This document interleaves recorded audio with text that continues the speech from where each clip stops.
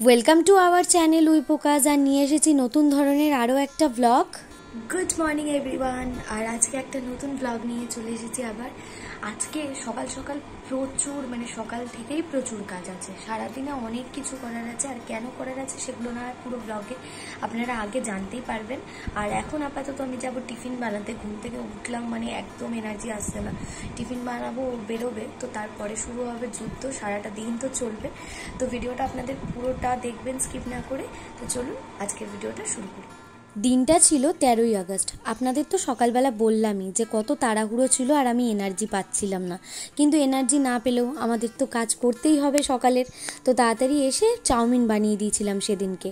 Dahlia এখন দিচ্ছি না, কারণ ও বলেছিল সেদিনটা তাড়াতাড়ি বাড়িতেও ফিরে আসবে, আর সেই কারণেই চাউমিনটা বানিয়ে দেওয়া। আর আমি সকালবেলা চাউমিন দিলে একদম নর্মালভাবে বানিয়ে দিই, নইলে ও খেতে খেতে না একদম নষ্ট হয়ে যায়। এখন ও হাত দিয়ে অনেক কিছুই খেতে পারছে, আঙুলটা প্রায় ঠিক হওয়ারই পথে। সকালবেলাটা না অন্য দিনকের থেকে আমার সে 13ই আগস্ট একটু তাড়াহুড়োটা বেশিই ছিল। তবে অন্য দিন যেমন আমি ওকে টিফিন করে দিয়ে বাসনপত্র মেজে বাজারে যাই, সেই দিনটা আমার আর বাজারে যাওয়ার ছিল না।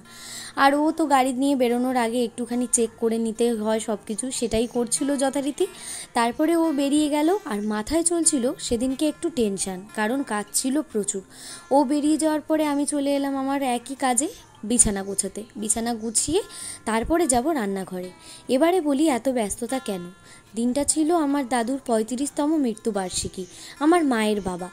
আমার দাদুকে তো আমি কখনোই চোখে দেখিনি, আমার মাই ছিল যখন ক্লাস 7-এ পড়তো তখন দাদু মারা গিয়েছেন। আর অনেক ক্ষেত্রে আমি ভিডিওতে বলেছি যে আমরা লাটবাগানের কোয়ার্টারে থাকতাম, পুলিশ কোয়ার্টারে। সেটার কারণটাও না হয় আজকে আপনাদের সাথে শেয়ার করি। আমার দাদু ছিলেন একজন পুলিশ কর্মচারী, সেই সূত্রে দাদুর চাকরির পরে, দাদু মারা যাওয়ার পরে দিদা চাকরিটা করেছেন। সেই সূত্রে আমি যেহেতু দিদা বাড়িতে থাকতাম, সেখানে আমি লাটবাগান স্কুলেই পড়েছি। আর ওখানে আমি আমার দুটো মাসির সাথে আমরা কোয়ার্টারে একসাথে থাকতাম। তো এই ছিল ঘটনা, সেই কারণেই এত তাড়াহুড়ো। আর বাড়িতে একটু ছোট্ট আয়োজন মা করেছিল দাদুর মৃত্যুবার্ষিকী উপলক্ষে, সেই জন্যেই এত তোড়জোড় ছিল। তো তারপরে চলে এসেছিলাম রান্নাঘরে। সেদিনকে কি কি করার ইচ্ছে ছিল সেগুলো না হয় আপনারা দেখতে থাকুন। সকাল থেকে বললাম না যে আজকে প্রচুর কাজ আছে, যার জন্য সকাল সকাল তাড়াতাড়ি করে স্নানটা করে নিলাম। স্নান করে নিয়েছি, এখন বাজে কটা, 11:30 বাজে। তো আমি এখনই রান্নাঘরে যাব, কিছু কাজ গুছিয়ে রেখেছি। আর এখন যাব যে রান্না করতে। কি কি করেছি সেগুলো তো আপনাদেরকে দেখালামই। আর এই রান্নাটা করে ফেলতে হবে, কারণ তাড়াতাড়ি দিয়ে দিতে হবে খাবার, নইলে হবে না। তো এটাই যাচ্ছি এখন, তো দেখা হচ্ছে পরে। আমি প্রথমে সমস্ত রকম সবজিপাতি কেটে দিয়ে তারপরে চলে গিয়েছিলাম স্নান করতে, কারণ স্নান না করলে কোনো রকম পুজোর বা এই সমস্ত কাজের তো রান্না করা যায় না। সেই কারণে আমি কিছু ধরিও নি, তাই সমস্ত রকম সবজি কেটে ওদিকে মা খিচুড়ি বসিয়ে দিয়েছিল। বাড়িতে আসলে আয়োজনটা এটাই যে আমরা একটুখানি দাদুকে মা এই আয়োজন করেছিল যে একটু খিচুড়ি, তরকারি, পায়েস আর দাদু যা যা খেতে পছন্দ করতেন সেগুলো একটু দেওয়া হবে, আর পাড়ার সকলকে অল্প করে প্রসাদ হিসেবে দেওয়া হবে। এবারে এই কাজগুলো তো আর 2-3টের সময় করা যায় না, সেই জন্যই এতটা তাড়াহুড়ো। তো আমি এই যে কোনো রকমের তাড়াতাড়ি করে স্নান করে এসে খিচুড়িটা করে নিয়েছিলাম, তারপরে তরকারিটা বসিয়ে দিয়ে সব কিছুই মোটামুটি 1টা থেকে 1:30টার মধ্যে করে ফেলেছিলাম। এবারে দাদুকে এই যে স্টিলের থালার মধ্যে কলাপাতা দিয়ে তার উপরে খিচুড়ি, 5 রকমের ভাজা, তালের বড়া খেতে ভালোবাসতেন, তালের বড়া আর 5 রকমের ফল, মিষ্টি, পায়েস দিয়ে দাদুকে ছবির সামনে দেওয়া হয়েছে। আর ইনি হলেন আমার দিদা। আপনারা তো অনেকেই হয়তো আমার ভিডিওতে দেখেছেন, তেমনভাবে উনি আসতে চায় না ক্যামেরার সামনে, তাই জন্য আর দেখানো হয় না। তো দাদুকে যথারীতি খেতে দেওয়ার পরে তারপরে আমরা প্রসাদটা কিছুক্ষণ রেখে তুলে নিয়েছিলাম। এবারে মা বলল যে সবাইকে, পাড়ার সকলকে আমরা কিছু হলেই কিন্তু একটুখানি সবাইকে নিয়ে চলার চেষ্টা করি। তো সামনেও আমাদের বাড়িতে একটা অনেক বড় অনুষ্ঠান আসছে, আপনারা জানতেই পারবেন, আমি দেখাবো। তো সেই কারণের জন্য আমাদের বাড়িতে কিছু হলে সকলকে একটুখানি দেওয়ার চেষ্টা করি। তো সবাইকে এই যে মা বসে গিয়েছিল খিচুড়ি দেওয়ার জন্য, আর আমি এদিকে সমস্ত পাতাগুলোতে একে একে করে প্রসাদগুলো দিয়ে দিচ্ছিলাম।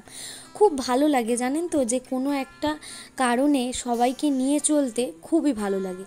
তো এদিকে খিচুড়ি তরকারি তো দেওয়া হয়ে গেছে, এদিকে মা দিয়ে দিচ্ছে পায়েসটা একটু কম হয়ে গিয়েছিল, তবে মিলে ঝুলে সব কিছু বেশ হয়েই গিয়েছিল। তো সমস্ত কিছু কমপ্লিট হয়ে গেছে। আর সেদিনকে রান্নাটা বলতে গেলে তরকারিটা আমিই করেছিলাম আর খিচুড়িটা আমি আর মা মিলিয়েই করেছিলাম।